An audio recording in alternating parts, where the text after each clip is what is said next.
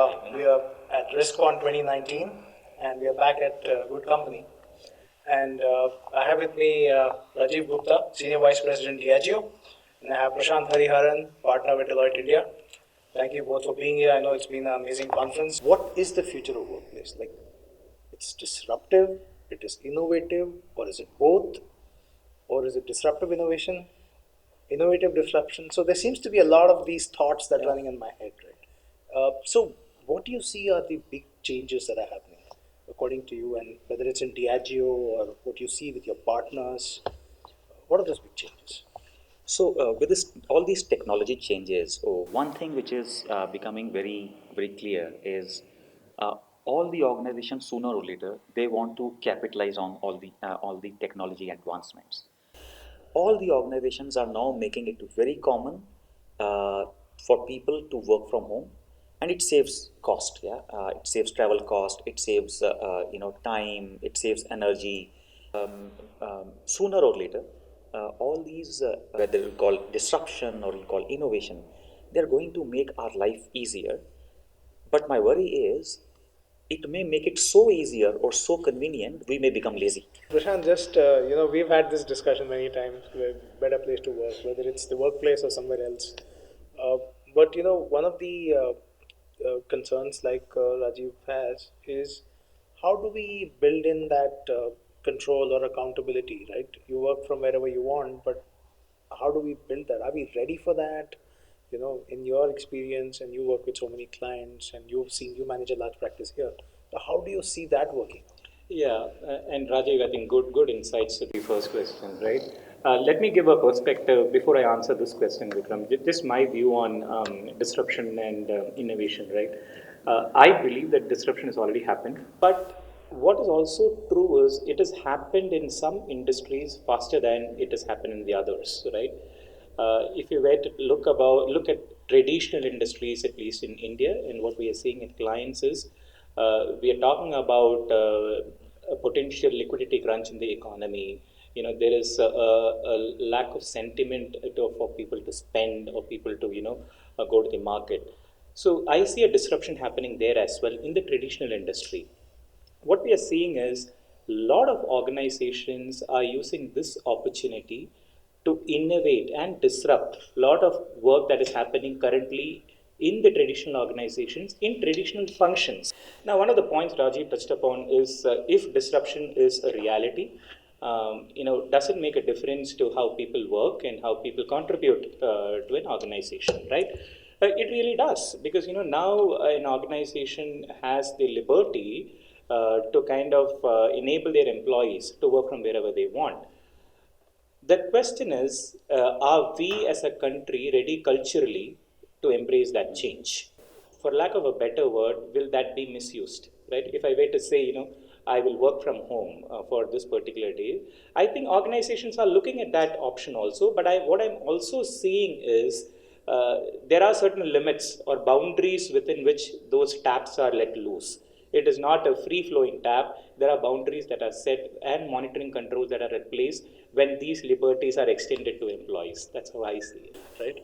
So if we move into that paradigm, and you have all this digital technology at your disposal, right?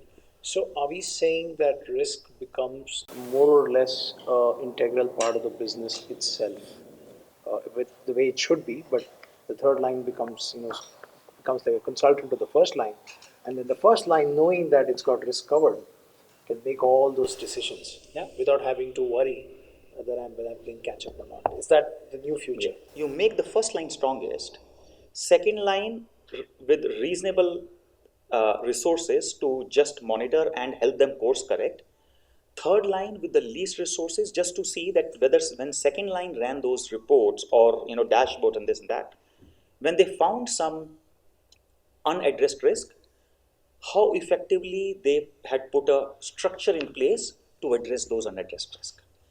Have they put the right timelines in place? Are they doing the right follow-ups with the first line?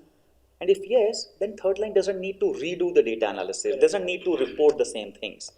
So I think sooner organizations realize this, make their first line heavy, more resourced, more capable with data analytics and all the disruptive technologies which are coming in. better it is for their long-term survival. I agree with you. Prashant, very interesting thing Rajiv has brought about, right? See, at the end of the day, we are incurring cost, and it's not sustainable. Now, if there are startups, just in the panel there was a discussion around 8% margin, and suddenly Yeah, that gets yeah. disrupted, then you start worrying about cost. I am incurring cost. Why can't I get it right first time? Right? So, if we move to that kind of a paradigm, where the organization is tackling at the P&L level itself, at the first line, right? Uh, what kind of changes would that bring about? Both in people, the workforce. The reality is, I think risk advisory as a concept, or risk as a concept for any organization is changing. Yeah, and that's a reality, right? But I think what the risk professionals have also done is when we say that the third line of defense is advising the first line of defense, I think a lot of kudos have to go to third line of defense. I think which is not getting their due. In many organizations, right? They're still seen as somebody who is coming post facto, doing policing, doing rear view reflection, but that is not what reality is. There is a lot of contribution that the third line of defense is doing in enabling the second and first line of, actually the first line of defense make a lot of decisions that are right the first time, right? And especially in innovative areas, there is always a risk of failure, right? So that's okay. That will be constant across all the innovation that happens. But as long as you're able to reduce the probability of those, failures in innovation, and how do you have an ecosystem where those failure percentage reduces, and that is where the risk consultants are playing a big role, right? Now, what does that do to the professionals in this space? It's challenging. There's no takeaway from that, because traditionally, as you said earlier, cheekily, we are chartered accountants and finance professionals, right?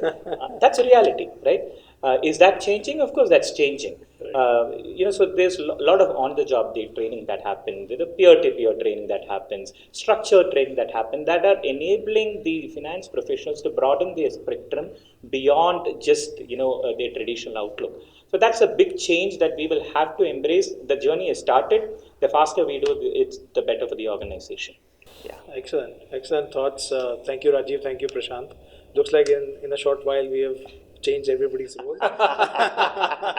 and we've probably brought out the biggest disruption in RISCON in this very panel. Thank you, Vikram. Thank you. Thanks. Thank you for taking time out. Enjoy the rest of the conference.